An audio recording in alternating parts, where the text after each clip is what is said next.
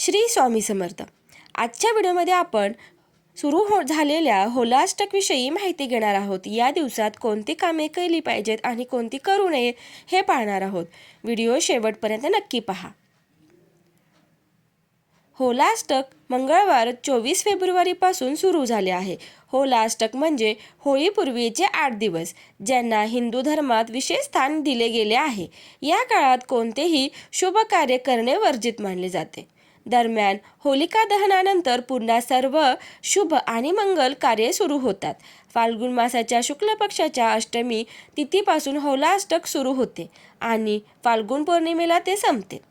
हा काळ अशुभ मानण्यामागे एक पौराणिक कथा आहे. तसेच या 8 दिवसात काही गोष्टी करणे अशुभही मानले जाते.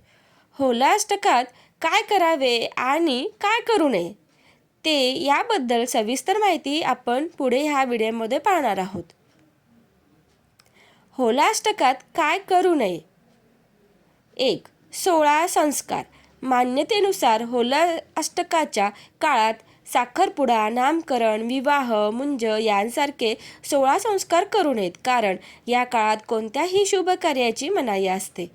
खरेदी टाळा. या दिवसात कालावधीत नवीन वाहन घेणे, मालमत्ता, घर इत्यादी खरेदी करणे टाळावे. होलाष्टकात या गोष्टी करणे हे शुभ मानले जात नाही. नवीन व्यवसाय. होलाष्टकादरम्यान ग्रह उग्र असतात. अशा स्थितीत नवीन व्यवसाय सुरू करू नये. तसे केल्यास ग्रहांच्या उग्रतेचा परिणाम तुमच्या कामावर होऊ शकतो. गृहनिर्माण आणि गृहप्रवेश. जर तुम्ही घर बांधण्याचा विचार करत असाल तर होलिका दहनापर्यंत थांबा.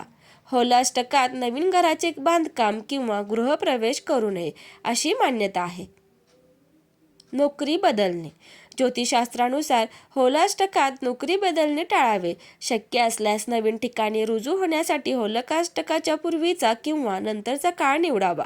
मात्र नोकरी बदलणे अनिवार्य असेल तर तज्ज्ञ ज्योतिषांचा सल्ला घ्यावा. हवन आणि यज्ञ. होलाष्टकादरम्यान हवन किंवा यज्ञ करणे वर्जित आहे. असे केल्याने प्रतिकूल परिणामांना सामोरे जावे लागू शकते. तर होलाष्टकात काय करावे ते पाहूया. जप आणि ध्यान. या 8 दिवसात जप, तप, दान आणि ध्यान करणे अत्यंत शुभ मानले जाते. यामुळे जीवनात सकारात्मक बदल घडू शकतात. त्यामुळे या काळात देवाची विधिवत पूजा करावी. विष्णू भक्ती. भक्त प्रल्हादाची भगवान विष्णूवर अढळ श्रद्धा होती. त्यामुळे होलाष्टकात विष्णूंची पूजा करण्यासोबतच ओम नमो भगवते वासुदेवाय या मंत्राचा जप करावा. शिव आराधना. या काळात भगवान शंकराची आराधना करण्याचे विशेष महत्त्व आहे. यामुळे भक्तांवर महादेवाची कृपा राहते. तुम्ही ओम नमः शिवाय मंत्राचा जप करू शकता. ग्रहांची शांती. उग्र ग्रहांच्या शांतीसाठी ज्योतिषाचा सल्ला घेऊन उपाय करता येतात. त्यामुळे जीवनातील नकारात्मकता दूर होऊन सकारात्मकता वाढते. होलाष्टक हे अशुभ का मानले जाते? यामागे एक पौराणिक कथा आहे. असे मानले जाते की प्राचीन काळी भगवान शंकरांनी क्रोधात येऊन कामदेवाला भस्म केले होते. यामुळे संपूर्ण सृष्टीचे संतुलन बिघडले.